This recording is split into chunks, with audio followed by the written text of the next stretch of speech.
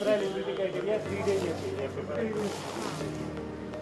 Qualify होना चाहिए। 15 को बनता है 5 + 10 15 एक को तारीख करा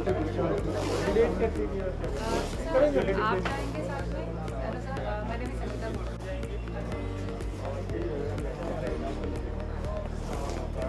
यहाँ तक तो ज़्यादा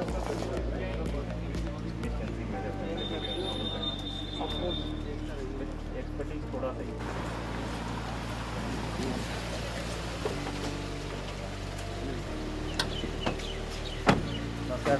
BM मिश्रा से कुछ थोड़ा कंजेशन कर रखा है इनको, तो सबको अपनी अपनी जगहों पे भेजो। अपनी अपनी जगह पे जाइए, अपनी अपनी जगह पे। ये है कि मैं जैसे ये सारे अगर ध्यान लगाएंगे सबका आपस में एक दूसरे का नुकसान नहीं है, तो बात बता दीजिए तो विकास जी, तब ये सेक्रेटरी हैं राधा स्वामी सर। हेलो कैसे हो? Always sir, thank you.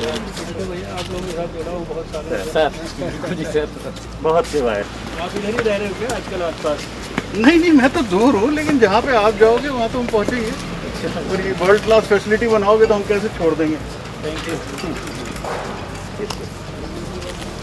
एक छोटी सी मैप पे ब्रीफिंग है सर, ITBP से। Very good morning sir. We warmly welcome Honorable Union Minister of Health and Family Welfare to this Tata Care Center and Hospital. This hospital is a 10,000 bedded hospital. Fitted COVID care center. This center, sir, the design was prepared with the help of one private institution, sir, XCI Healthcare. Dr. Garima is here, sir. And one renowned architect of the city, Mr. Raman Silka. And all detailings have been done, sir. The plan was conceived on 14th of June when Honorable Lieutenant Governor visited, sir. And on 26th of June, we were ready with 2,000 beds, sir. And 10,000 beds were already laid, but 2,000 beds we are ready to receive the patients, sir. And we started taking patients from 5th July onwards, sir, after many drills and rehearsals done by meticulously by the team of the ITBP, sir. And everything has been going very smooth, sir. The doctors of the ITBP, the security, and all infrastructure and maintenance and everything has been wonderful, sir. So the whole structure is in that way, sir, that we have total 22. This whole tent structure is 1,700 into 700 square feet long, sir. Then, as you know, sir, 80 square feet we require for one bed area, so it comes to somewhere around 13,000 square feet. We took out the common areas and the travel and other places, sir. So roughly it became around 11 to 12,000 square feet, 10 to 12,000 bed facility available with us. We laid 10,000. Subsequently, we also got 2,000 additional beds, sir, which are more strong, sir. So now you have 12,000 in place, sir. But 10,000 we are right now we are claiming, sir. Cardboard beds we received from Sleepwell, sir. Cardboard bed, mattresses, and pillow. They donated us, sir. There are many charity organizations, sir, like Indian Railways also gave us the bed seats in 30,000 numbers, sir. The Jindals, they gave us pulse oximeter and then this thermometer, sir. Then there were many organizations who gave us, sir, these computers, then printers, and all these facilities we created to various generous donations, sir. In fact, this hospital is linked with the for referral services with Safdarjung Hospital, LNJP, and Rajiv Gandhi Super Specialty Hospital, sir. And pathology linkages is with one agency, sir, which took the dispensaries pathology in the government, and the all supply that has been linked with the DDO hospital. DDO hospital gives the pharmacy, medical equipments, and other things. A very well trained and expert doctor, sir, who has good experience in COVID care center management with the ITBP, sir. They are managing it thoroughly professionally. By now, almost a week had passed, and we have been able to take care of the patients in a most professional manner, sir. Only 4 patients we have been able to shift outside, refer outside, otherwise we are managing them here. And 113 is the today's occupancy, sir. 130. Total 143 admitted patients, 5 were referred. Five तो 118 आ गया sir. अभी sir जैसे cardiac case हो गया, जो cardiac He is in charge medical वाला superintendent sir here. What is the mechanism like who refers you the patient? Who decides that this patient Sir. will go to the Sir, like 11 this particular COVID care center? Sir, like 11 district surveillance officers are there in each district, sir. So whenever one patient is populated in ICMR portal, or we do the rapid antigen test and we find that the person is positive, then a team of number one doctor immediately inspects him, examines him, and then finds whether the person is fit to be kept under home isolation or to be hospitalized or to be kept under primary this COVID care center. Simultaneously, a team of ANM visits his home and find out whether he can be isolated in home, whether those facilities are available or not. Then the decision is taken to shift the person to COVID care center. All districts have some smaller facilities of the COVID care center, sir. Depending upon their availability in those, they refer it to Sardar Patel COVID care center. We have devised a format also, sir, in which they fill up the form. They send it prior to patient. Then IDBP confirms from here, from our control room, that you please mobilize the patient immediately. And the patient is received at the reception and then allotted. So if there is no bed availability in the local districts, then only they refer the patient here, generally. Sir, there are, with increasing number of patients, there is more demand of Sardar Patel COVID care center because it has there. So it is like many patients are saying that they don't want to be in a local center, they want to They want to be Sardar. So if they say like that, you agree to that? We agree to that, sir. Sir, we are having 24 comorbid patients, 83 patients, males and 11 females at present here in our center. And 24 comorbid, sir. And out of this 2,000, sir, 200 beds are oxygen concentrator last And beds. we are using BiPAP, oxygen concentrator, oxygen cylinder, everything we are having. So how many beds have this oxygen facility all? 10%, sir. 2,000 for 10%. 200 right now. There are two. Otherwise 1,000. At least one at a time, I think. आप बता दीजिए. Doctor साहब बता दें. 2067 bed at present. 2067. They are oxygen supported beds 2000. No, sir. It is CVC 18 and 200 DCSC. That's Sir. what we consistently plan that 10% of the total beds will be kept as So oxygen. right now you have made 2000 beds functional. Sir, functionals are 10,000, but we are taking patients on. Functional in the center, right? Yes, You sir. have 123. So you are saying that initially we have these 2000 which we have made absolutely ready. Rest can be Rest can made be ready as soon as there is a need.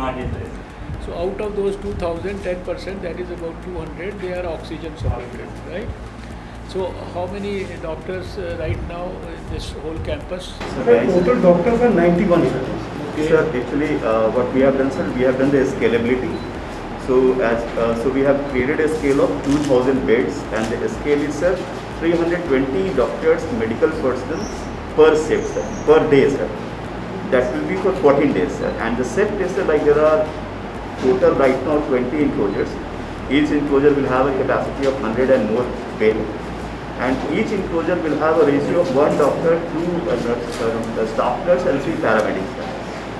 So they are available around the clock? Around the clock, sir, this is 3 shift duty, sir. So for 8 hours, then we keep on changing them. Obviously, that duty system is there, but a doctor and a nurse and a paramedical yes, sir. staff is available round Yes, the sir, clock round for the the care of every patient. Yeah? Yes, sir. Including some specialist doctors also, sir, for the DHCC, for the oxygenated support, sir. So how many days you are keeping the patient once he is coming here? After how many days? What is the protocol that you are following? 10 days and plus the second criteria of air febrile for 3 days. Same criteria like 10 days. If you don't have fever for last 3 days in that first 10 days, then without test you discharge them on the 10th day and ask them to quarantine at home for 7 days. That is what you are following. So how many have been discharged till now? Sir, it started on 5th, sir. Now now- naturally no one has been Another 3 days, discharged. sir. Another 3 days, then those asymptomatic ones we can consider. Okay, no, it's perfectly fine. So you started on 5th of July. Good, thank you. We are proud of you. So what do you propose now? Where do we go from? But I would suggest that please, because I am a little worried about all of you also. We have to maintain the social distancing and all. So maintaining the social distancing, I would like to see the important areas. So you tell me how to plan it. Sir, there's a request, the commandant in charge of the campus is going to give you a brief on the map of the security layout, sir. Okay. Please. Sir, the total area given to us, the whole campus is 300 acres, and the hospital facilities where we have created is 70 acres. So we have divided the whole area into two parts, sir. One is the hot zone, sir. One is the buffer zone, sir. So the hospital, as such, sir, this is the hot zone, sir, which, as DM Saab has already briefed you, will be ultimately 10,000 beds, sir. Presently, we have 2,000 beds, sir. So we have two kinds of security, sir. One is the access control, sir. That is the external boundary of the camp, sir, where we have, this is the gate from which the patient enters, sir. Yes. He goes directly to C1, which is the reception and admission area, sir, where he is registered. After that, he moves to the ward, sir, through a e-rickshaw, sir. And in case he is coming in an ambulance, the ambulance exits from there, sir. And the medical staff comes from gate number G7A, sir. Their doffing area is here. They do their doffing, enter the ward, and they come out to the donning and exit from here only, sir. This gate we have kept for winters, sir. Now, keeping in view this whole area is hot, sir, we have a mix of surface guards and watchtowers, sir. We have 6 static guards and 6 watchtowers to keep watch over the whole area. Plus, there is a monkey menace here also, sir. So we have to manage monkeys here also. Monkey menace, and we are getting a professional monkey catcher today, sir. He's already come. How are you managing that? लाठी voice शोर मचा के भगा रहे हैं, sir. That's all. Sir एक monkey catcher भी MCD से ये बड़े लगवाया, monkey मंकी catcher कैचर भी लगवाया एमसीडी से, तो पकड़ में आएगा तो उधर वाईफाई है वो वाईफाई डाल देंगे. Sir, then we have a contingency arrangement also, sir. We have a QRT, Quick Repair. तो उसकी आवाज़ वाले जो आते हैं ना, कुछ आजकल लगा देते हैं लंगोट की आवाज़ें और वो सब आती है. क्या वो यू कैन ट्राई दैट और ट्रीज वगैरह पे लगाते हैं ना, Yes, sir. प्रोटेक्ट करने के लिए trees. Then we have for contingency, we have quick reaction teams, sir. We have two kinds of quick reaction teams. So one is outside, in case there is a contingency outside. In case there is a contingency inside the ward, sir. For example, a patient is misbehaving or getting riotous or trying to assault anybody or trying to run away, sir. We have our own corona positive boys and girls who work the ward, sir. Who have already suffered. And they Yes, volunteers. and they have volunteered to mix with them, and so you will see them also inside the ward. So how many of these volunteers are there? Right now we have 21 plus 6, 27, 28. Sir. That's a good idea. We have a mix of 2 females, 5 males, and 1 commander, sir. A total of 8 is QRT is ready all the time, sir, in 3 shifts, sir. Okay. So in case there is any problem, they immediately enter. For example, there was a small fire incident last night, sir. Short Small circuit. fire? No fire, sir. There was a short circuit, sir. So they went and managed it, sir. So they are ready for any contingency, sir. That's about it. Sir एक बार मैं एक्सिया को थोड़ा सा बोलूँगा इसको हटा दें. Doctor Garima, sir doctor Garima is from Axia Healthcare Services. She helped us in designing, so she will give the minute detail of the hospital inside. She has done a tremendous work, sir. For anything and everything we consult her and she is readily available, done free of cost. It's been a pleasure to associate, sir. I'm a doctor, sir. I've run hospitals all along and done masters in hospital administration thereafter. So the first thing when we went to the drawing board was, as ITBP has just shown, we planned the patient flow and the staff flow separately. The hot zones and the cold zones were segregated. The cold zones essentially for us were from the backside, wherein the staff would enter, the vendors would enter. We did not want cross-contamination. The hot zones were in this way, so all the patient entry and the dirty, if I can say, waste movement was supposed to be from here. When we put down to the drawing board, we realized that this area is pretty vast for us to cover. So in the first phase, we wanted to take up 2,000 beds. We split it up into two parts. The nursing station in between each of these two pillars. So this would cover 100 and 100. So each nursing station was to cover 200 beds. This nursing station was to cover these two. So that way you have appropriate cover. The more vulnerable patients were supposed to be on this side, which is proximal to the nursing station, and the distal ones were the relatively stable one. When we look at the patient flow, intention was for them to come from the gate over here, which was shown by ITBT. They would enter. Here they would enter into the reception zone. At the reception zone, they have the necessary script which is provided to the person who's going to be admitting them. SMS would have already been sent to say this patient is arriving. There is a resuscitation room in case the patient is obviously dyspneic, so that they could assess the patient. In case he is into the moderate category already, not the mild category, immediately he will be put into the ambulance and moved to the higher referral center. So the referral to higher center protocols were also established with ITBP over here. From here, then the patient would be directed with the kit to the toilets, wherein they would wear their gowns. They would get their kit. With this, they will move to the appropriate nursing station. There, the face sheet with the armband, they will be identified, appropriate bed given if there is no oxygenation required. Here they will be maintained for the entire duration with the guidance of which are the wash areas. So this is our dirty area, so to say, for us. So the movement of the patient is confined to this region. Doctors, on the other hand, move from the gates over here. They get into their donning area. From the donning, they move into their workspaces over here. Every time they have to go back, the entire doffing process has to be followed again. There's a complete segregation so that there is no cross-contamination of sorts.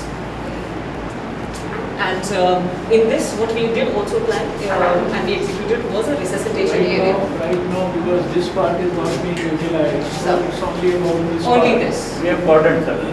Five units, 5 vertical columns, we have cordoned. This part is covered, sir.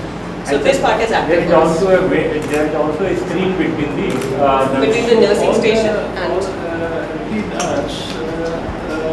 even if she has to go to the last system, she will pass through all these wards and then from the corridor, sir, and they are in complete PPE. There is a corridor? There is a corridor, sir. There is a walkway. This red path is the walkway. This is a corridor. Absolutely, sir. And these are cordoned off. Each one of these is semi-segregated. So this is the vulnerable side. You will walk into the corridor and enter into the specific absolutely, sir. Chamber. Yeah. Each of these houses 116 beds, sir. Okay. Yeah. So right now it is like 4 rows that we talk about. Yeah, 5 this side, 5 this side. Yeah. So 2,000 in all, sir. And between each 4, we have 2 resuscitation beds in case the patient collapses.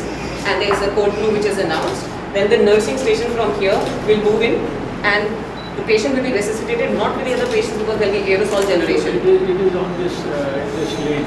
Yes, Which is the corridor. yes, sir. Few beds are earmarked. We have kept some space over here, wherein you have resuscitation beds, you have aerosol maintenance, so that others and the staff won't get affected by it. It took how many days? 10 days to 10 days. complete it? Yes. Total 10 days? Total 10 days. We started on 15th, sir.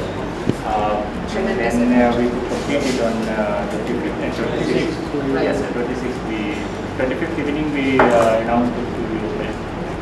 Even the air conditioning, sir, has been planned in such a manner that the gradient flows from here outside to this zone, which is the dirty zone. The number of toilets in the washrooms, they are as per the standards. Even the patient movement, the signages, the clearances. For these 50 people in this, no? 116, sir, per. 100. Yes, sir. More than 100, sir. 100 to 116, sir. So, what is the toilet arrangement for them? So it is. So these are the toilet complexes for the patients. The staff goes that side. So staff, there is no. Sir, we have in this whole campus, sir, we already had around 570 toilets, sir, and 350 washing areas. Okay. We increased the number with the help of DOSIP, sir.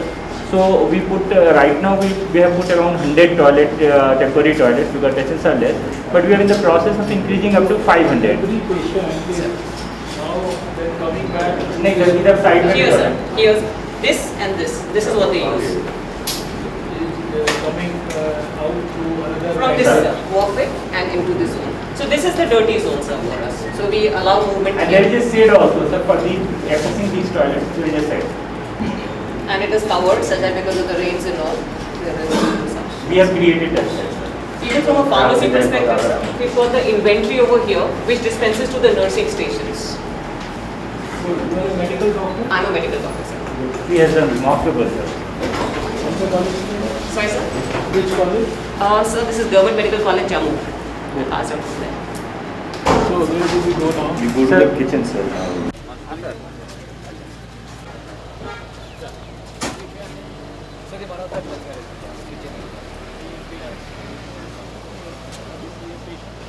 सारा staff है उनके लिए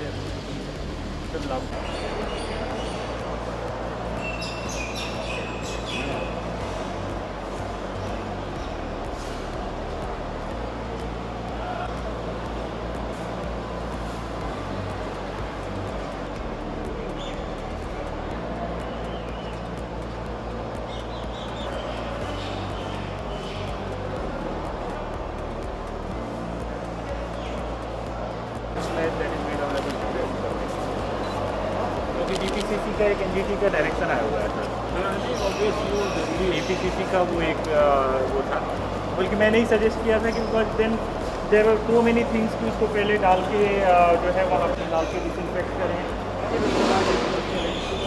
इन्सिनरेट भी करना है, that will give the carbon, here it will give the direction insurance.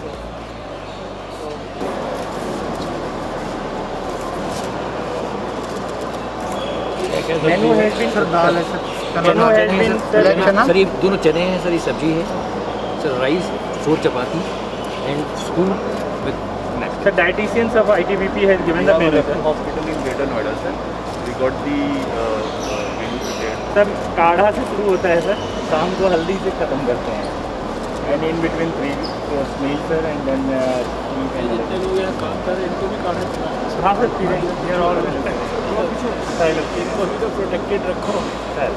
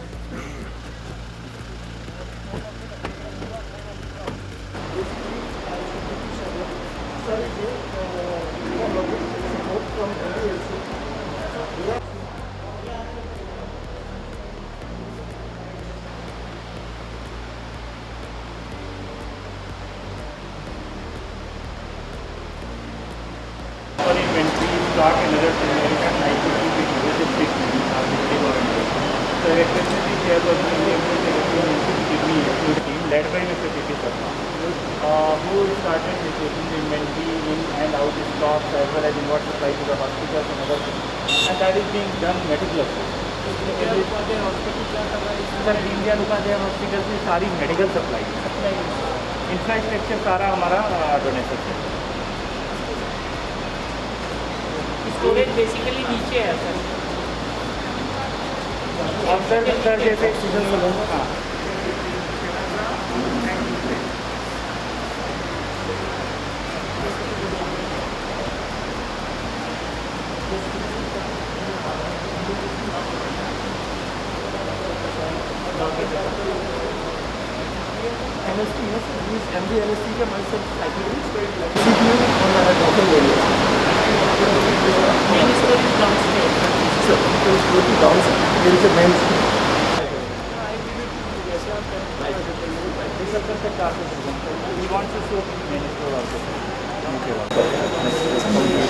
We have got how many up right now? So the 200 computers and around 100 tablets, Android tablets.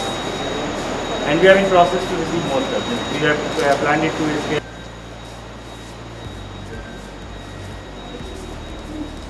And people are so ready to help us. Sir.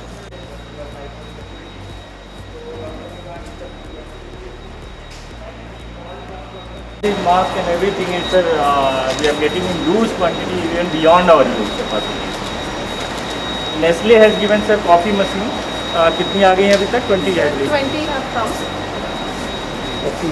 Nestle का है sir ये coffee का and they have given coffee dispenser with coffee also sir. 20 they have given as of now and we would they are ready to scale it as many 200 sir. 4000 sir और इसके ऊपर से 1000 additional हमें SBI Coping donations. Good thermometers and ये hospital में दे देंगे sir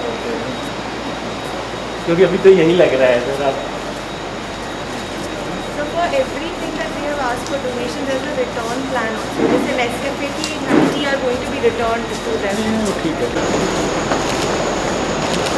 ये जो हमने पार्टिशन किया है सब सर SDMC का गोडाउन ये है सर क्लीनिंग एंड ऑल है. ये कौन सा सर कानपुर से sir Z1 para sir Z1 ये Z1 5 सर मैं जोधपुर मेडिकल जबलपुर मेरा सिस्टर हस्बैंड है दिलीप फैशन सर मेरे सर सर्विस खबर director medical doctor TM machine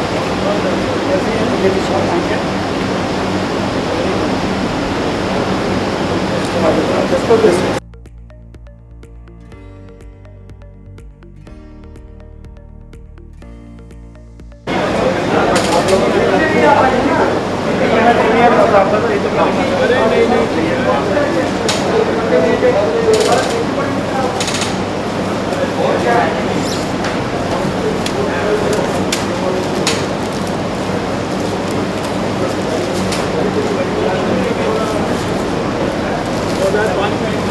sir yes sir नहीं सर एंट्री था Z1 से लास्ट था उसके बाद सर जी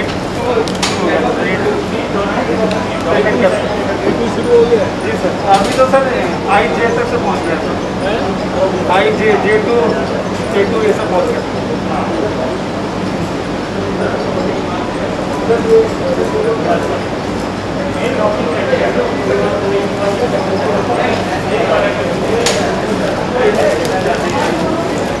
ये ब्लास्ट में था. ब्लास्ट 6.5 है सर.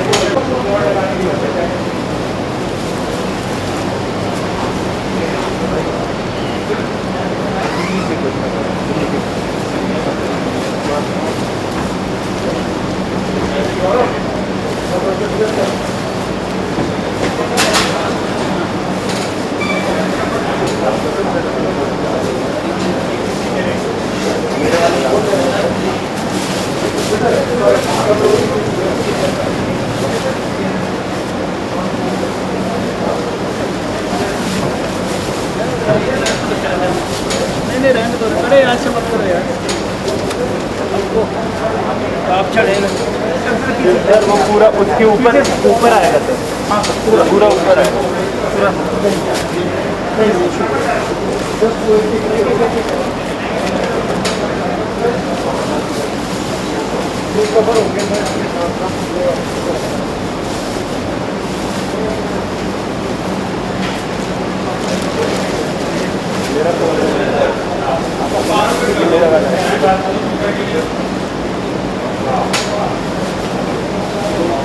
हाँ मेरा फोन दे देता।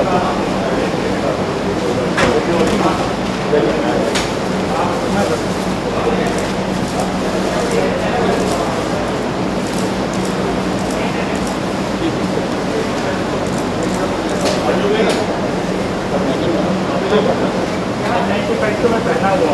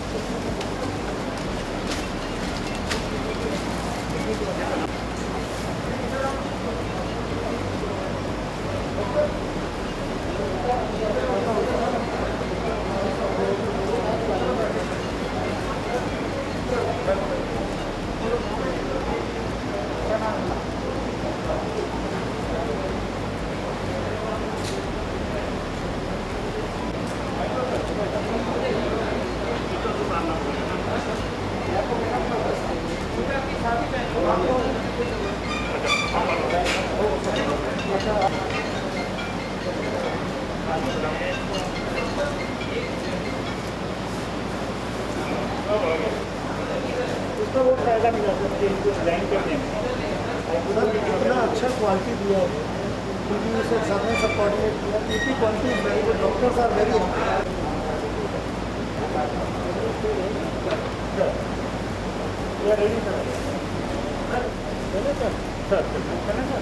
सर आगे उधर जाएंगे। सर मैं यहीं रुका हूँ। ये नहीं है गलत करी सर मैं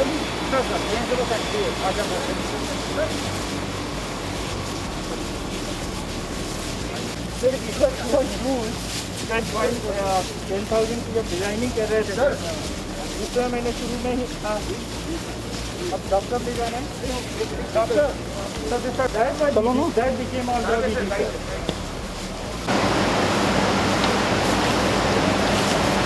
2000 के बाद का पार्टीशन है सर। इस साइड रेडी सर और इधर पे नर्सिंग स्टेशन अभी सर अंडर कंस्ट्रक्शन में सर पेशेंट में जा रहे हैं उस साइड उनसे अच्छा जा रहा है ये सर यूज नहीं होगा सर। जैसे जैसे पेशेंट बढ़ेंगे सर इधर आप कंप्यूटर लगा देंगे सर।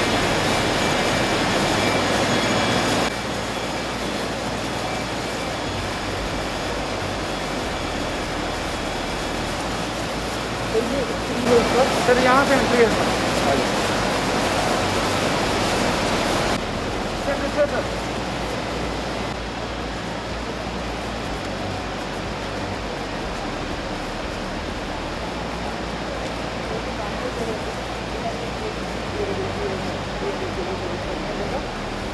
2 साल की मैंने वारंटी की है। अभी जो बताऊँ आपको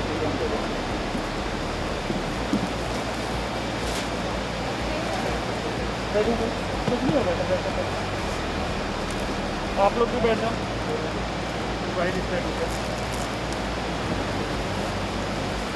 और ऊपर जो स्टेजेस है सर उसमें 25% के करीब हमने पैकेज दे रखा है कि जैसे अब तो भी ये एक साथ की वायरल लोड बढ़ेगा और मतलब सेंट्रलाइज कंडीशन करेंगे।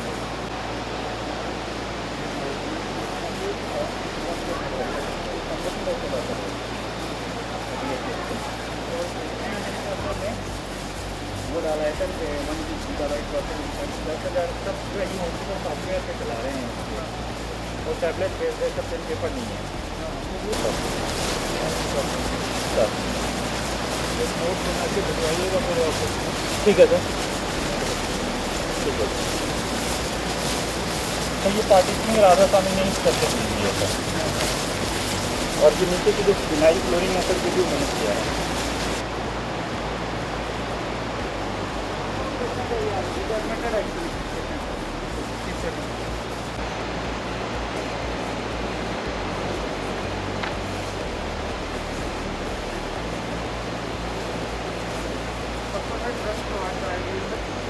जैसे आजकल इनका काम हो रहा है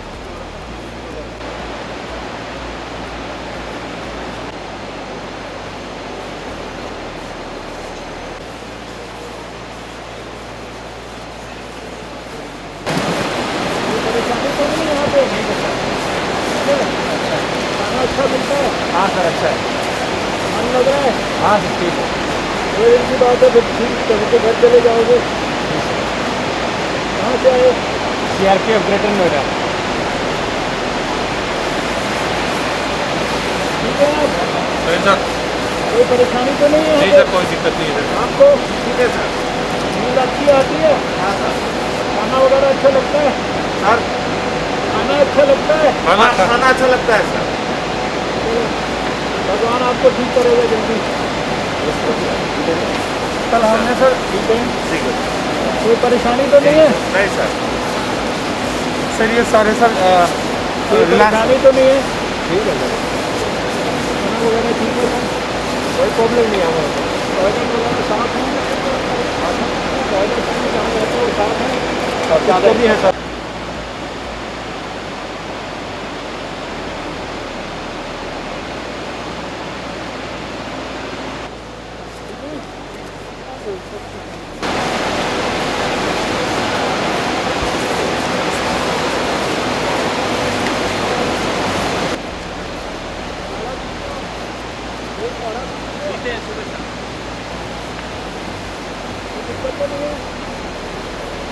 खाना वगैरह ठीक है? जी सर, जी सर।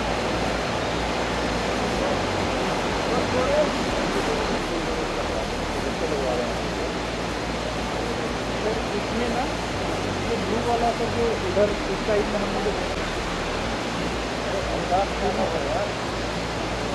सर ये लाइब्रेरी है सर, लाइब्रेरी का भी फैसिलिटी पूरा हुआ है।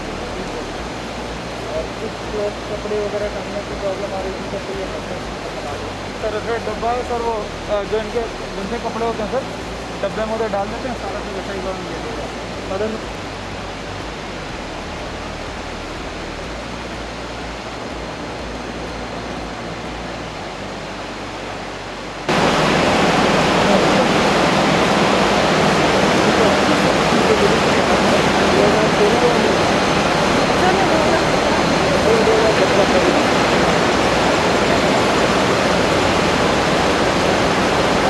यहाँ से डिफरेंट स्टेशन काटेंगे सर, डेडिकेटेड सेंटर है क्योंकि सर पेशेंट ज़्यादा ही लोग उसमें रखते हैं, क्योंकि सर जो नॉर्मल पेशेंट यहाँ पे सर यहाँ पे अपने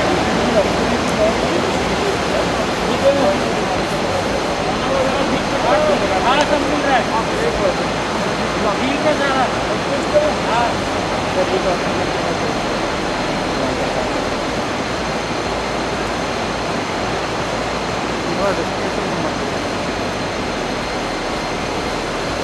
बाकी सर नर्सिंग स्टेशन सर इधर में सर, यहाँ पे सब अपने सर स्पेशलिस्ट बैठते हैं।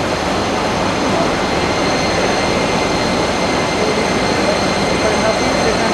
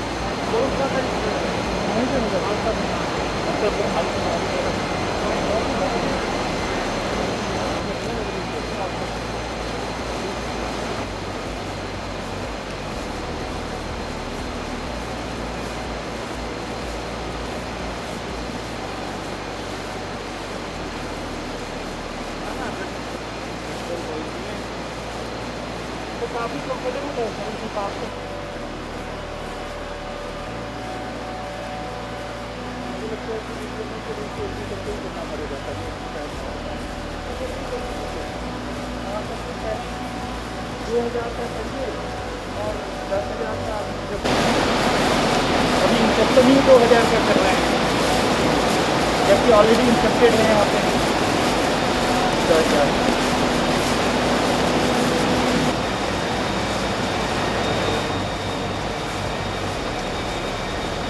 आप अगर ऐसे देखेंगे तो हम लगा देंगे पूरा एरिया जितना है।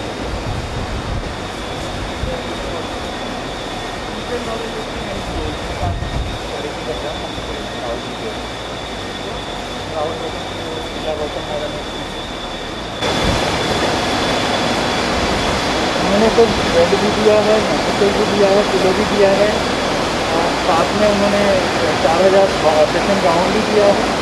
एंड उसको नहीं विरोधी सर कि आप जो भी बोलोगे हम कर देंगे।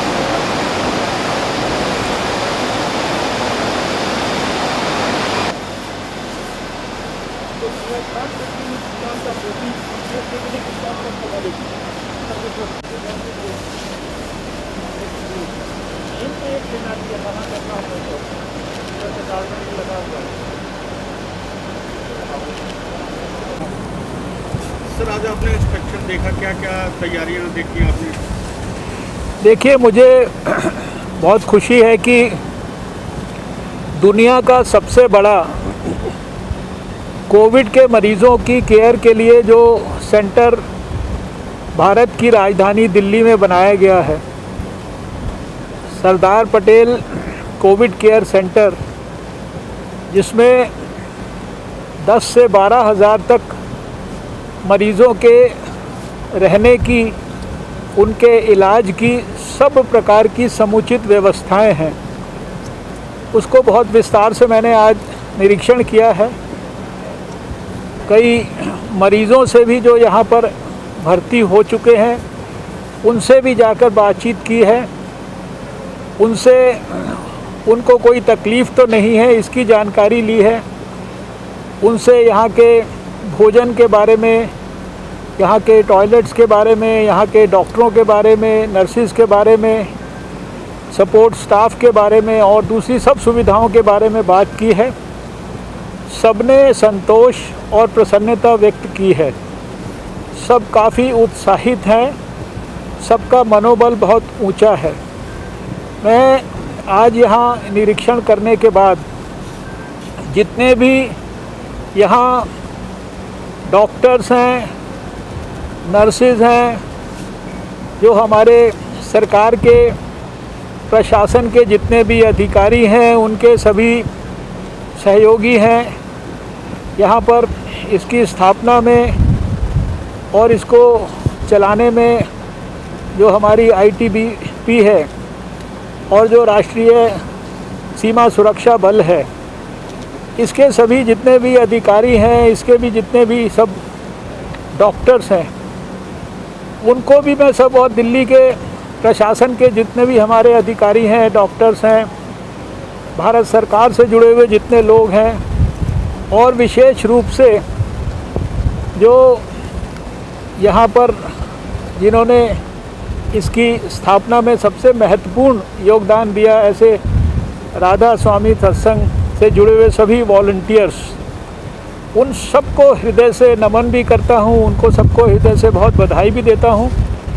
ये जो सेंटर है ये हमारे देश के लिए नहीं अपितु दुनिया के लिए एक अभूतपूर्व उपलब्धि है। 11 दिन के अंदर इसका 10 से 11 दिन के अंदर इसका निर्माण हुआ। ये जानकर भी मुझे खुशी हुई कि यहाँ लगभग 2-3 दर्जन ऐसे वॉलंटियर्स भी काम कर रहे हैं डिफ़िकल्ट से डिफ़िकल्ट एरिया में, जिनको अगर कोविड के मरीज़ को गला भी लगाना पड़ जाए किसी कारण से तो वो उसके लिए भी तैयार हैं। उनको कोविड पहले हुआ लेकिन उन्होंने अपना बाकी समय यहाँ वॉलंटियर्स के रूप में डेडिकेट करने के लिए दिया। सब प्रकार की खाने की बहुत साफ़ सुथरी व्यवस्था की गई है। साफ़ सुथरे नीट एंड क्लीन टॉयलेट्स बनाए गए हैं, नर्सिंग स्टेशंस बनाए गए हैं, डॉक्टरों के लिए बैठने के स्थान बनाए गए हैं, मरीज़ों के लिए कंफर्टेबल ऐसे अनूठे बेड्स बनाए गए हैं जो कि कार्डबोर्ड के बॉक्सेस पर हैं, उन पर मैट्रेसेस हैं और वो 300 किलो का वज़न जो है वो झेल सकते हैं आराम से। हमने स्वयं उसके ऊपर बैठकर 2-3 लोगों के साथ देखा और उसकी गारंटी भी ली गई है कि 2-3 साल तक उनको किसी भी प्रकार का नुकसान नहीं होगा। मैं ये सारी व्यवस्थाओं के लिए सभी संबंधित पक्षों को बहुत बहुत बधाई देता हूँ। सर, आपने पेशेंट से बात करी, यहाँ के स्टाफ से बात करी, ऐसे टाइम में जब कई पेशेंट जो है सुसाइड कर रहे हैं और स्टाफ में थोड़ा सा डर है, यहाँ की मनोस्थिति स्टाफ की कैसी है, पेशेंट की कैसी है? मैंने जैसा शुरू में ही कहा कि पेशेंट्स भी सब उत्साह में हैं, उनका मनोबल बहुत हाई है और हमारे सभी जितने भी प्रकार के यहाँ पर अधिकारी, कर्मचारी, मेडिकल प्रोफेशनल्स सभी लोग हैं, वॉलंटियर्स हैं, सभी लोग बहुत उत्साह के साथ काम कर रहे हैं। सबसे बड़ी जो खुशी की बात यह है कि इसको बनाने के लिए जो मेजॉरिटी जो उसके लिए व्यवस्था हुई है वो डोनेशंस के माध्यम से हुई है। समाज की बड़ी बड़ी संस्थाएं, बड़ी बड़ी कंपनियां, बड़े बड़े संवेदनशील लोग, बड़े बड़े करुणा भाव से भरे हुए संगठन वो लगातार यहाँ डोनेशंस कर रहे हैं। मैंने स्टोर्स में भी जाकर देखा कि किस प्रकार से दवाई से लेकर और सब प्रकार की जो चीज़ें हो सकती हैं, पीपीई किट और N95 मास्क तो साधारणतः सरकार की व्यवस्था से भी आते हैं, लेकिन उसके अलावा भी जितने प्रकार की चीज़ें हो सकती हैं, बेड्स से लेकर और दूसरी सभी आवश्यक जितनी भी चीज़ें हैं वो सब यहाँ पर बड़ी मात्रा के अंदर डोनेट की गई हैं। तो जितने भी दानदाता हैं उन सबको भी मैं बहुत बधाई देता हूँ, उन सबको भी बहुत शुभकामना देता हूँ। आज बहुत हमारे लिए संतोष की बात है कि दुनिया का दूसरा सबसे ज़्यादा आबादी वाला मुल्क होने के बावजूद हमारी दुनिया के अंदर जो फैटेलिटी रेट है वो सबसे कम है। आज शायद 2.66 के करीब हो गया, हर रोज़ पिछले दिन से कम होता जाता है। और हमारा जो रिकवरी रेट है वो दुनिया में सबसे ज़्यादा लगभग 63% अभी हो गया है। और आज सारे देश में लगभग 1194 लेबॉर्ट्रीज़ के माध्यम से हर रोज़ 2,80,85 हज़ार तक हम टेस्ट रोज़ कर रहे हैं। आज हमारी 3.25 लाख रोज़ टेस्ट करने की कैपेसिटी है, लेकिन इसको हम आने वाले समय के अंदर धीरे धीरे 1 मिलियन तक लेकर जाएंगे, ऐसा हमारा संकल्प है। जो डबलिंग रेट लॉकडाउन के पहले 3 दिन होता था वो आज हमारा 21 दिन हो गया है। मुझे पूरा विश्वास है कि जिस प्रकार से सारा देश, सारे हमारे डॉक्टर्स, सारे हमारे स्वास्थ्यकर्मी और समाज के सभी लोग प्रधानमंत्री नरेंद्र मोदी जी के नेतृत्व में कोविड के खिलाफ जंग लड़ रहे हैं। हमें बहुत ही जल्दी इसमें निर्णायक विजय प्राप्त होगी। मैं सभी देशवासियों के उत्तम स्वास्थ्य की कामना करता हूँ। एक आखिरी सवाल, पीएम ने कल मीटिंग ली थी कोविड पे ही, उन्होंने बोला था दिल्ली का मॉडल जो है दिल्ली एनसीआर में लगाना चाहिए और इसमें भी केंद्र की निगरानी होनी चाहिए, जो हेल्थ मिनिस्ट्री का अधिकारी। देखिए, प्रधानमंत्री जी खाली दिल्ली नहीं, प्रधानमंत्री जी देश के एक एक कोने में होने वाली कोविड से जुड़ी हुई घटना को भी उतनी ही गंभीरता से मॉनिटर कर रहे हैं जितना वो सारे देश की अन्य समस्याओं को मॉनिटर करते हैं। दिल्ली को भी, जब दिल्ली आउट ऑफ कंट्रोल हो रही थी, तब उन्होंने गृह मंत्री जी को और हमारे को आदेश दिया कि दिल्ली के अंदर हम लोग एक्टिव इंटरवेंशन करें। तो दिल्ली सरकार के सपोर्ट के लिए हम लोगों ने अपने सारे अधिकारियों को, अपने सारे एक्सपर्ट्स को लगाया और आपने देखा कि 4 गुना टेस्टिंग हो गई। दिल्ली के अंदर इतना बड़ा सीरो सर्वे हो गया। कंटेनमेंट जोन जो है 200 से 450-500 के करीब हो गए। और सब प्रकार से जो टेस्टिंग के साथ साथ जो सर्वेलेंस से जुड़ी हुई व्यवस्थाएं हैं, एंटीजन टेस्ट है, ये सारी चीज़ें जब बढ़ाई तो धीरे धीरे हमें दिल्ली की स्थिति में सुधार दिख रहा है।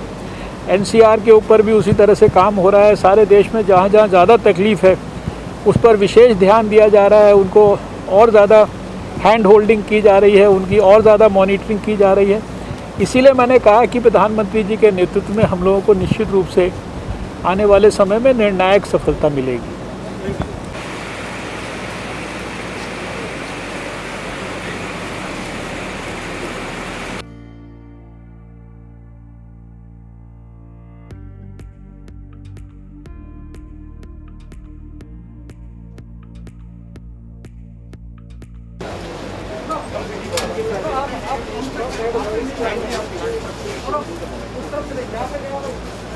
पहले आप ये क्या जैसे नहीं तो वो कर लीजिए पहले आपके आप किलो जाओगे।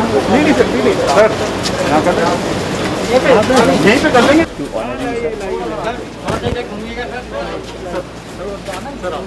इधर थोड़ा सा इधर से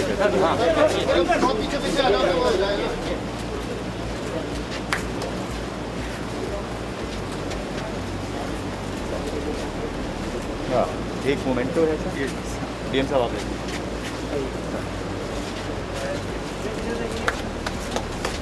सर, बनाना तो अलग था, चलाना तो सबसे ज़्यादा इम्पोर्टेंट है sir. Very nice manage.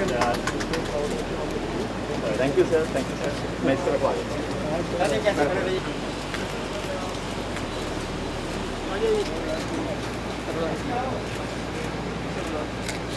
Mini आ जाओ। बड़ी छोटी सी टीम थी सर, 3 मेंबर डेडिकेटेड इन लोगों का काम था सर। किसी को भी हमने पकड़ा दिया उस काम करने को मिल रहा है। Thank you. मैं यहाँ Sardar Patel Covid care facility और हॉस्पिटल में हूँ, जो दुनिया का सबसे बड़ा कोविड केयर अस्पताल है। 10,200 बेड हैं इसमें। चाइना ने बेड अस्पताल बनाया था 10,000 बेड का, हिंदुस्तान उससे आगे गया। मेरे साथ हैं डॉक्टर हर्षवर्धन, वो भारत के स्वास्थ्य मंत्री हैं और भारत के विज्ञान मंत्री भी हैं। और आप देख सकते हैं उन्होंने बीएसएफ का कैप पहन रखा है, आईटीबीपी का कैप पहन रखा है और वो N95 मास्क लगा के बात कर रहे हैं। डॉक्टर हर्षवर्धन, हमारा जो कोविड-19 से बैटल है वो और देशों के मुकाबले काफ़ी बेहतर है और काफ़ी पहले शुरू हुआ था। देखिए पल्लव जी, आपको पता है कि जो कोरोना वायरस है इसके बारे में सबसे पहले चाइना ने विश्व स्वास्थ्य संगठन को 7 जनवरी को बताया था और मैंने स्वास्थ्य मंत्री के रूप में अपने स्वास्थ्य मंत्रालय में जो हमारे टेक्निकल एक्सपर्ट्स हैं, जो किसी भी डिज़ीज़ आउटब्रेक के संदर्भ में फैसले करते हैं, स्ट्रैटेजी बनाते हैं, उनकी मीटिंग 24 घंटे से कम समय के अंदर 8 जनवरी को बुला ली थी। और आप जानते हैं कि उसके एक हफ्ते 10 दिन के अंदर अंदर सारे देश के लिए डिटेल्ड स्ट्रैटेजी बन गई थी, डिटेल्ड एडवाइजरीज बन गई थी। देश में कैसे कम्युनिटी सर्वेलेंस करना है वो तय हो गया था।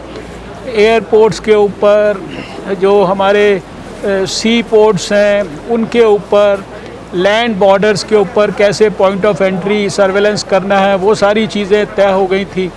और फिर सारा देश एक्टिवेट हो गया। इतनी सारी 30 जनवरी को पहला केस केरल में आया था, 1 फरवरी को दूसरा केस आया। शायद उसी समय में प्रधानमंत्री जी ने मेरी अध्यक्षता में ग्रुप ऑफ मिनिस्टर्स को बनाया। आज उस ग्रुप ऑफ मिनिस्टर्स की भी 18-19 मीटिंग्स हो चुकी हैं और लगातार प्रधानमंत्री जी के नेतृत्व में, उनके सुपरविजन में एक के बाद एक, जिसे कहते हैं प्रीएम्प्टिव, प्रोएक्टिव, ग्रेडेड रिस्पांस, इसको हमने लगातार भारत में फॉलो किया है, रेगुलर मॉनिटरिंग की है। प्रधानमंत्री जी की चीफ मिनिस्टर लेवल पे, हमारी स्वास्थ्य मंत्री लेवल पर, कैबिनेट सेक्रेटरी की, हेल्थ सेक्रेटरी की, सारे अधिकारियों के लेवल पर हमने इवन जो देश में ज़्यादा प्रभावित इलाके हैं वहाँ के डीएम्स तक से भी डायरेक्ट इंटरेक्शन किया। आपने देखा ज़रूरत पड़ने पर प्रधानमंत्री जी ने देश के अंदर सब लोगों के लिए जनता कर्फ्यू जैसा इनोवेटिव कंसेप्ट देश के सामने रखा, देश की मानसिकता तैयार की, लॉकडाउन किया। लॉकडाउन 1 हुआ, 2 हुआ, 3 हुआ, 4 हुआ और उसके बाद हिम्मत करके अनलॉक 1 और अनलॉक 2 भी किया।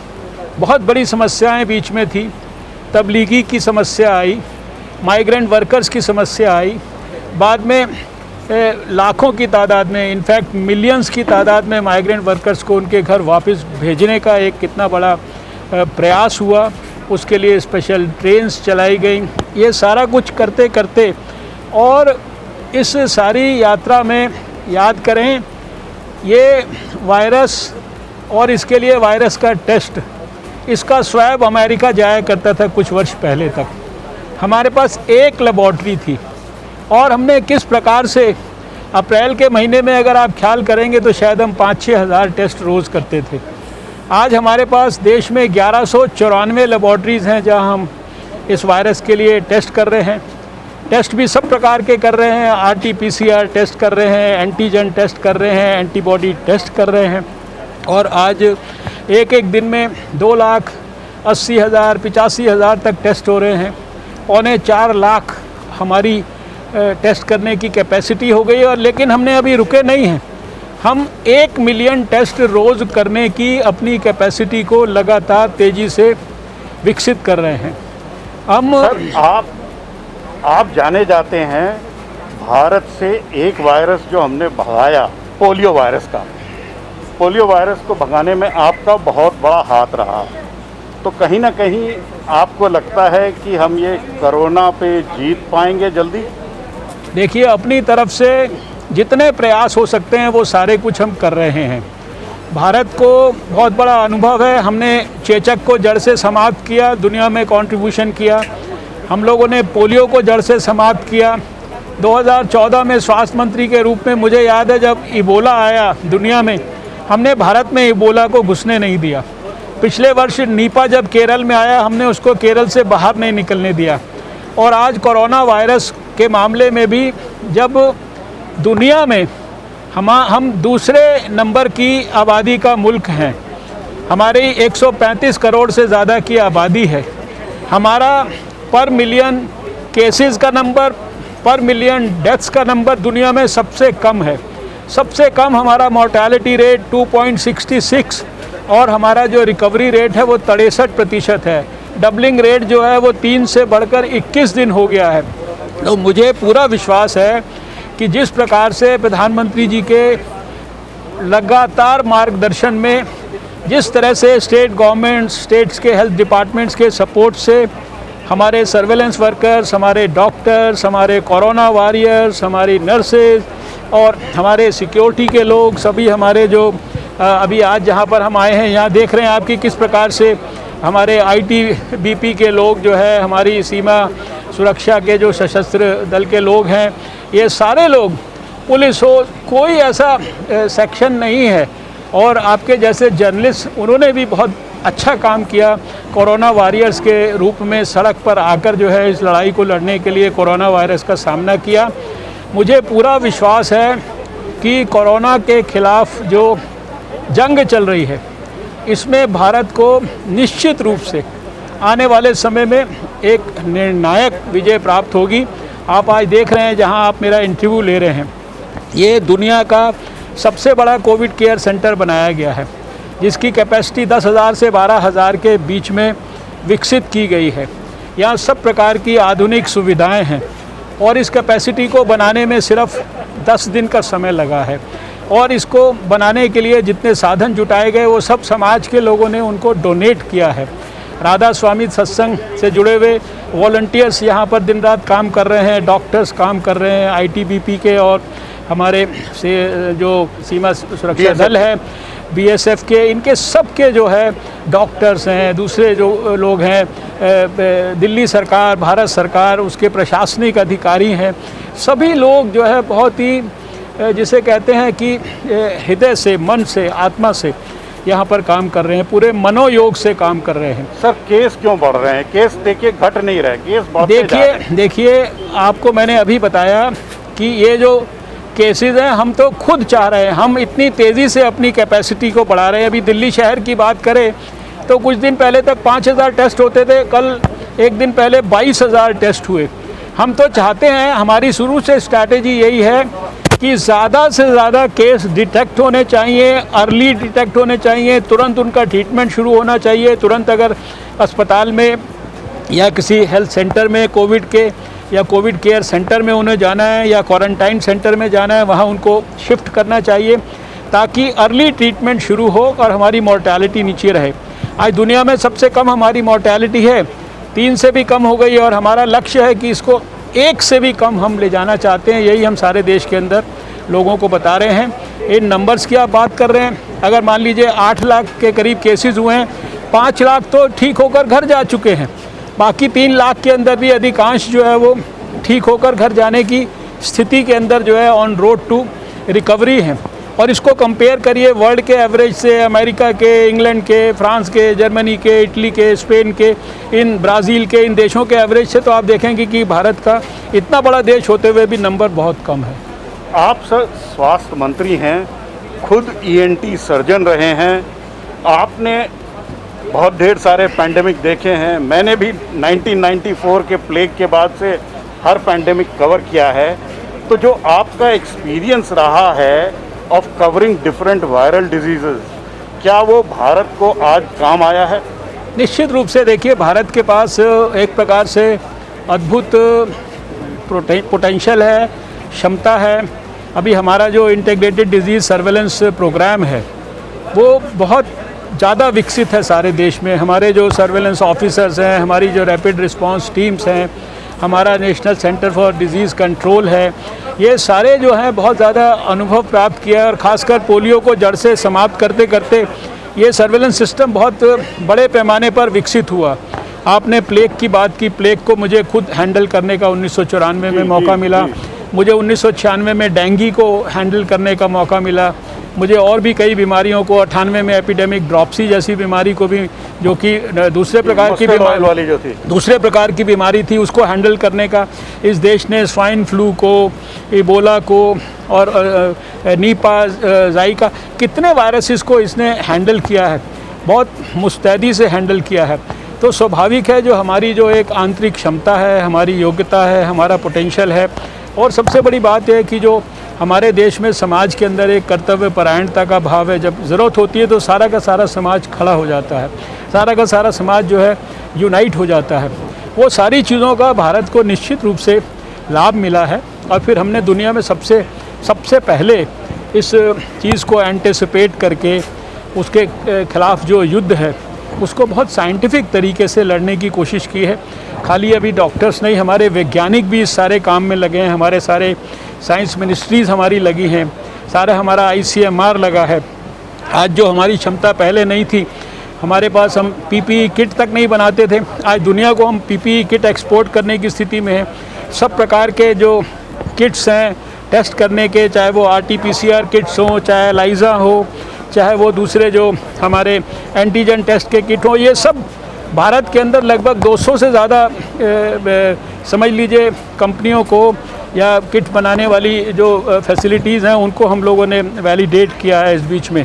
और ये सारी क्षमताएं भारत ने इसी दौरान जो है विकसित की हैं।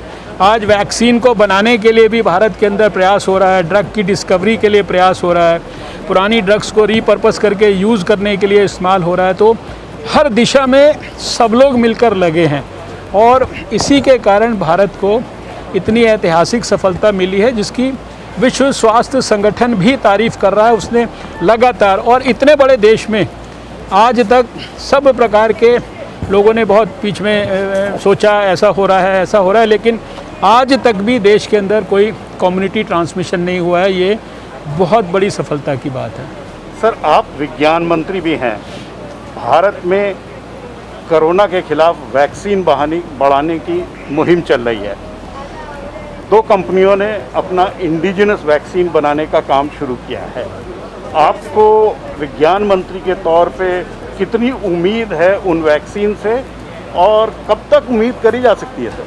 देखिए, अगर कोई उम्मीद ना करे, कोई उसके लिए प्रयास ना करे, कोई उसके लिए कर्म ना करे, तब तो कोई उसका मतलब नहीं होता। उम्मीद और कर्म और भगवान पर भरोसा करके ही इस प्रकार के सात्विक काम किए जाते हैं। हमारे देश में कई लोग इसके ऊपर प्रयास कर रहे हैं, दुनिया में भी लोग प्रयास कर रहे हैं। 2 हमारे इंडिजिनस जो भारत की कंपनियां हैं वो काफ़ी आगे बढ़ गई हैं, वो क्लिनिकल ट्रायल्स की तरफ जो है पहुंच रही हैं। तो निश्चित रूप से हमारी भगवान से प्रार्थना और कामना यही है कि जितना जल्दी उनको सफलता मिल सकती है मिलनी चाहिए। अब इसके बारे में पहले से तो कोई भविष्यवाणी नहीं कर सकता क्योंकि ये ह्यूमन ट्रायल्स हैं, क्लिनिकल ट्रायल्स हैं, एक साइंटिफिक प्रक्रियाएं हैं, इनमें समय लगता है। लेकिन सबको एक प्रकार से उत्साह है कि हम जितनी जल्दी भारत के या दुनिया के लोगों के लिए वैक्सीन को खोज करके दें ताकि वो वैक्सीन जो है लोगों के प्राण की रक्षा कर सके, उनकी जैसे कहते हैं इम्यूनिटी को डेवलप कर सके इस बीमारी के ख़िलाफ़। तो सब लोग इसके लिए प्रयास कर रहे हैं। आपकी मंत्रालय के तरफ से और भारत की जो रेगुलेटरी एजेंसीज हैं उनकी तरफ से तो कोई अड़ंगा नहीं लगाया जाएगा ये वैक्सीन में? किसी भी तरह का, देखिए हमारी जो रेगुलेटरी एजेंसीज हैं वो बहुत प्रैक्टिकल तरीके से काम कर रही हैं। जितने प्रकार के क्लियरेंसेस देने हैं बिना कॉम्प्रोमाइज़ किए क्वालिटी के साथ, वो चाहे किट्स के वैलिडेशन का काम हो, चाहे नई दवाओं को भारत में मैन्युफैक्चरिंग या डिस्ट्रीब्यूशन करने के लिए जो है एक प्रकार से परमिशन देने का काम हो, या और भी जितने भी संबंधित काम हैं वैक्सीन्स के बारे में, ट्रायल्स के बारे में, तो सब में हमारी जो देश की रेगुलेटरी बॉडीज़ हैं वो भी बहुत प्रैग्मेटिक तरीके से काम कर रही हैं, बहुत विजन के साथ काम कर रही हैं। और किसी भी प्रकार की ब्यूरोक्रेसी के कारण जो देश हित, समाज हित और लोक हित का काम है वो किसी भी तरह से रुके नहीं। यही हमारा प्रयास है, यही हमारी रेगुलेटरी एजेंसीज़ का प्रयास है, यही हमारे स्वास्थ्य मंत्रालय का प्रयास है, यही हमारे ICMR का प्रयास है, यही हमारी साइंटिफिक कम्युनिटी का, हमारे साइंस डिपार्टमेंट्स का प्रयास है और यही हमें प्रधानमंत्री नरेंद्र मोदी जी का आशीर्वाद और मार्गदर्शन है। सर, आशीर्वाद और वो बहुत अच्छी बात है, लेकिन अभी भी लोगों के मन में कोरोना वायरस या कोविड-19 के खिलाफ बहुत खौफ है। ये खौफ कैसे दूर करा जाए? देखिए, लगातार प्रधानमंत्री जी भी बराबर बता रहे हैं लोगों को, मैंने भी लगातार बताया है और भी सभी संबंधित लोग देश भर में बताते रहते हैं। इतना बड़े पैमाने पर प्रचार किया गया है। एक कॉलर ट्यून जो टेलीफोन में होती है जिसके 117 करोड़ सब्सक्राइबर हैं, उसके माध्यम से दिन में 10-10 बार हम लोगों को याद दिलाते हैं कि अगर आप मास्क का इस्तेमाल करते हैं और 2 गज की दूरी को बनाकर रखते हैं और अपने हाथों को ठीक प्रकार से धोते रहते हैं साबुन से अच्छी तरीके से, गंदे हाथ कहीं इधर उधर छूने के बाद नाक में, मुंह में, आँख में नहीं लगाते हैं, तो ये जो बातें हैं हमने कहा ये असली सोशल वैक्सीन ये है।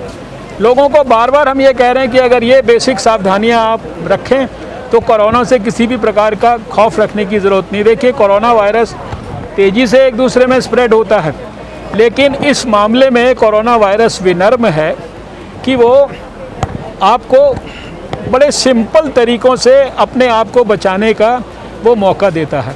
तो हम ज़्यादातर अपने घरों में रहें, जब आवश्यकता बहुत ज़रूरी है तभी घर से बाहर निकलें, भीड़ भड़क्के को अवॉइड करें, सोशल डिस्टेंसिंग मेंटेन करें, घर में अपने बुज़ुर्गों का खास ख्याल रखें, अपने घर में जिनको कोमॉर्बिडिटीज़ हैं उनका खास ख्याल रखें, घर में गर्भवती महिलाएं हैं, बच्चे हैं, उनका विशेष रूप से ख्याल रखें। तो यही तो छोटी छोटी प्रिकॉशंस हैं जिनको हमें लेना है, कोई खौफ करने की कोई बात नहीं है। और मैं समझता हूँ कि अब तो धीरे धीरे ये काफ़ी फ़र्क पड़ा है। पहले तो बहुत सारा स्टिग्मा था इस विषय के साथ जुड़ा हुआ, डॉक्टरों को लोग जो है दूसरी निगाह से देखते थे, नर्सिस को लोग दूसरी निगाह। अब तो लोग कोरोना वॉरियर्स को सम्मानित कर रहे हैं, सार्वजनिक अभिनंदन कर रहे हैं, उनके ऊपर फूल बरसा रहे हैं, उनके लिए सारा देश तालियां बजा रहा है। ये सारी चीज़ों में बहुत ज़मीनी आसमान का परिवर्तन हुआ है। सर, आप अकेले मंत्री थे जो लॉकडाउन 1 के दौरान भी अस्पतालों का दौरा करते रहे। आपको कभी डर लगा कोरोना वायरस से? आपने कोरोना का टेस्ट कराया, क्या हुआ, पॉजिटिव निकला, नेगेटिव निकला या डर लगा आपको? नहीं, मेरे को ना कभी डर लगा और ना ही जो है मैंने कोई कोरोना का टेस्ट कराया, ना ही मुझे कोई सिम्टम हुआ। मैं पूरे इस 4-5 महीने अगर रात में 12 बजे भी घर गया तो मैंने इतना ज़रूर किया कि मैंने 60 मिनट जो है अपने घर के अंदर सैर ज़रूर किया, अपने स्वास्थ्य को ठीक प्रकार से रखने के लिए। और इससे ज़्यादा कोई और प्रिकॉशन ज़रूर रखी, मास्क को ठीक से बराबर पहना, जो प्रिकॉशंस लेनी ज़रूरी हैं वैज्ञानिक दृष्टि से वो सारी की सारी प्रिकॉशंस ली। दिल्ली के सारे अस्पताल जहाँ कोरोना का इलाज होता है वो उनको मैं अच्छी तरह से विज़िट कर चुका हूँ। एक सेंटर था जिसको मैं अच्छी तरह से देख नहीं पाया था, इसलिए मैंने आज आकर यहाँ पर विज़िट की है। मुझे ना कभी कोई डर लगा, मैं कर्म पर विश्वास करता हूँ और मुझे पता है कि कर्म की जो शक्ति होती है वो बहुत ज़्यादा होती है। कर्म की सात्विकता जो है वो मुझको मजबूती देती है और भगवान का आशीर्वाद तो हम सबको है ही।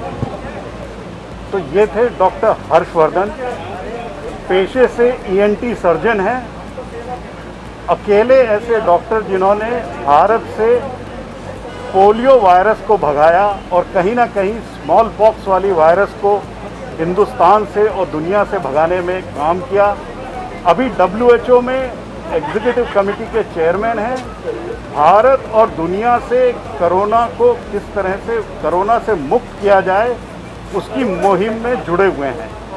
ये इंटरव्यू आपने भारत और दुनिया की सबसे बड़ी corona care facility Sardar Patel Covid care facility, जहाँ पे 10,200 बेड हैं, उसके अंदर से देखा।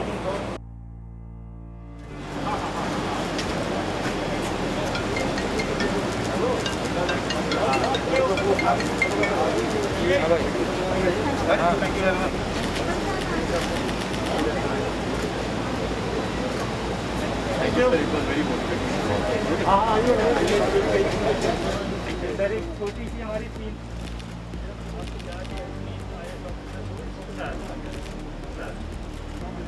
Thank you.